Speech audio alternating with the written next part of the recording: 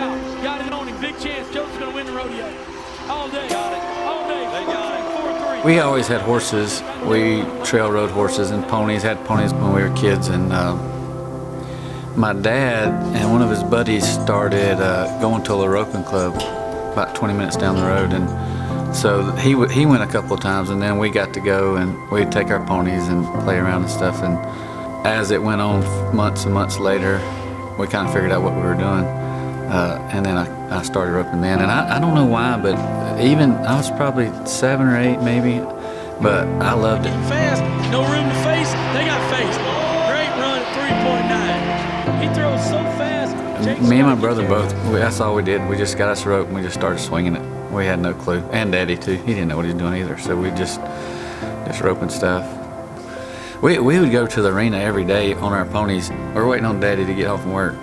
And we'd back in the box, and either I would head or he would head, but we'd come across there and reach, duck our pony off to the left, call a rope up out of the way, and then the heeler would come in and heel the header's pony. And we would dally sometimes too. And we've won everything, like BFI, we've won it all. Because we watch it all the time, you know.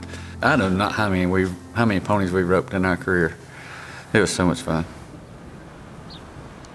Hey, I'm gonna do a better job of lifting you. From the time he was little, I'm gonna say 6 years old, is about the time he started. And he actually started on a pony, and then we moved to a different horse and to a different horse, and he always worked at it real hard. I would come in from work, and we had about 15 steers, and I would come in and they would be wrapped, and the horses be saddled at 4 o'clock in the afternoon, and he was ready to go to the pen and rope. And we'd rope to dark because we didn't have lights. And it was every day that we come in and did that. And that's where I grew up. I mean, I'm telling you, me and my father had some horses now. I mean, he'd go to the Rock Hill Sale Barn and buy one for a couple $100, and we were roping on him the next day, you know, and we were just roping. It wasn't a big deal. I mean, they just figured it out like we did.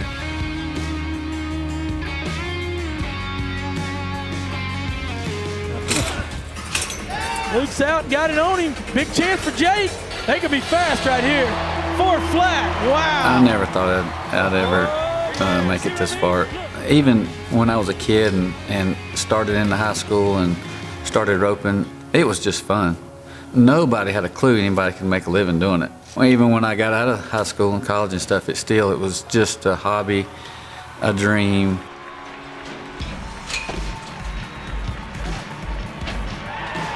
Oh, boys, it's 3.9 on that run.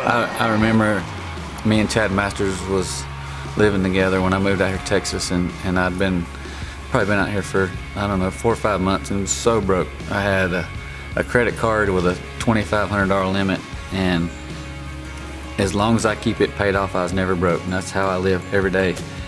I was shoeing some horses, which I wasn't very good, but I could put them on, and I looked at Chad and I said, man, I gotta do something. Either I'm gonna start shoeing horses or roping, but I can't do them both. I gotta figure something out. He said, yep, that'd be a good idea. You need to figure something out. And I prayed about that night and slept on it, and I said, that's it, I ain't shoeing them horses. I'm gonna either go so broke that I'll go back home again, or I'm gonna make it one way or the other. And that was kind of the deal, and I think that was the turning point. I decided right then there was nothing gonna stop me from making a living roping, and it worked out, luckily. I don't know. Turn around the chase for the world championship for Joseph and Luke. Luke's out, got it on him, big chance. Joseph's gonna win the rodeo. All day. Got it. All day. They 4-2, got it. 4-3. They won it. They win it right there. 100,000. Luke Brown, the quarterback. He sets this up. When he sets it up like that for Joseph Harrison, I picked him because of the way Luke Brown sets him up. My journey with Luke has been a long one, but a good one. He's a good guy, and he's easy to go along the journey with, for sure. I'd say the biggest victory or the biggest reward as getting to do this lifestyle and getting to do it with him would be just getting to do it together as a family. What he goes through, I go through. What we go through, she goes through. So just all of us getting to do it together. In 2007, I decided I was going to do this for a living. the first rodeo of the year was Waco, and my plan was to rope with Monty Joe in 2008, but he was in California, so I roped with Richard Durham at Waco, and it was a 4-header then, and we won like 6,000 or 7,000, and I'm like second or third in the world starting 2008 season. So for some reason, the confidence of I'm gonna make this happen. Like, this is gonna happen. And then I think from winning good at that one rodeo is what kind of set the whole mood for 2008 to go. That was the first year I made the NFR.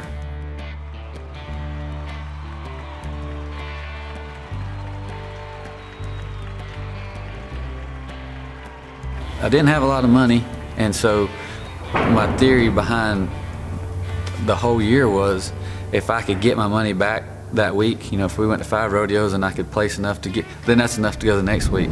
I lived and died by turning steers. Man, he don't even have to say nothing with him, because you can watch him and he does it right. If nobody's watching, he's gonna do it right. If everybody's watching, he's gonna do it right. He works hard, and he's just a good person. And if you can be a good person in life, that's what everybody looks for. I don't think anybody's any more blessed than I am with the career I've had, or even up to date of how we live our life every day. I mean, it's all of us. I mean, it's every night at supper, it's me, Daddy, Carson, Libby, Lacey. We eat together every night. And I don't know what more you'd ask for. I mean, that's pretty cool. To the core, he is the best dad, best husband, all the things. Jump. You better hang on, Libby. We're gonna be right in the cutting horse here. I think that goes back to his work ethic, though, because he doesn't just work hard at team roping. He works hard at being a good husband and a good dad to her. So I'm most proud of that, for sure. I would go 3 different places a day every day and head for people, like all day long. That's all I want to do.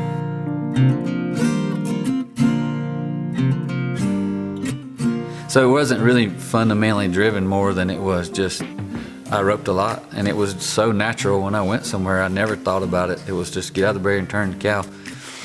As time went on, I almost like I learned so much about roping the longer I roped for a living that almost make it more technical than it really is. Like it used to be just fun, and now it's like I'm really hard about fundamentals and techniques. My goal my whole career was, once I decided to rope for a living, was to rope for a living. And that's been my goal every year, is to rope for a living. To not quit and do something else. That I want to provide for me and my family with a rope. And I think that's the greatest goal that I've ever set for myself.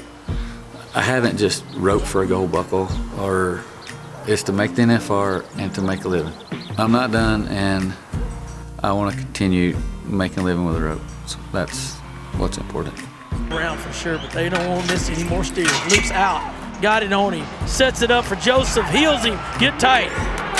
4-2. Every night and you when can see when I'd rope, good or bad, I'd walk up there and there's Mom and Daddy, Lacey and Jay Schaefer every time, and they're either happy or they're making excuses why I did bad. They're not down, they're excited, and I've been so lucky to have family and friends like that has had my back this whole career. It's pretty cool. I don't know how many people can say that, man. That's pretty cool.